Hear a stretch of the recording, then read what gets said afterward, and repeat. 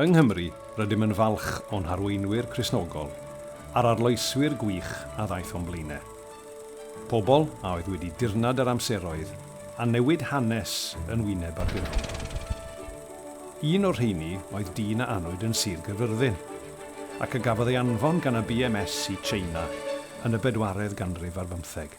Ei enw oedd Timothy Richard. Mae ei etifeddiaeth yn atseinio i lawr y blynyddoedd hyd heddiw. Daeth yn un o'r gwir mwyaf dylanwadol yn Tsieina ar y pryd, ac fe helpodd i ddatblygu'r ffordd gwelwn ni genhadaeth hyd heddiw. Roedd Timothy Richard yn barod i ddioddef caledu wrth iddo deithio i ardaloedd gwledig ac ymroi i'r gwaith efengylu, dysgu ac ysgrifennu. Fel ymgyrchydd diflino dros ymodau byw a chymdeithasol y Tsieineaid, dysgodd ei iaith ac astudio crefydd a diwylliant Tsieineaidd, cynnal deialog ag arweinwyr llywodraeth a chrefyddol, a hyd yn oed gwisgo yn y ffordd Tsieineaidd.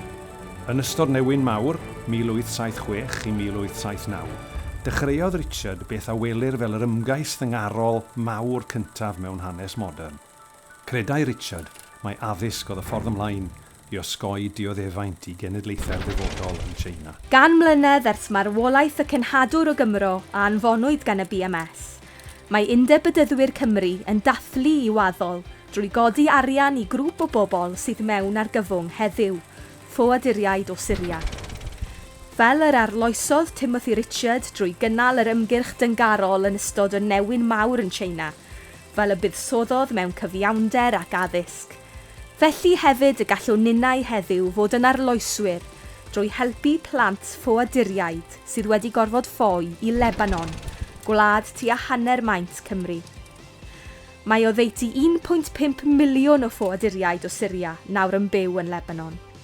Nid yw'r system addysg yn Lebanon yn gallu dygymod ar nifer enfawr o blant ffoaduriaid sydd angen lle mewn ysgol.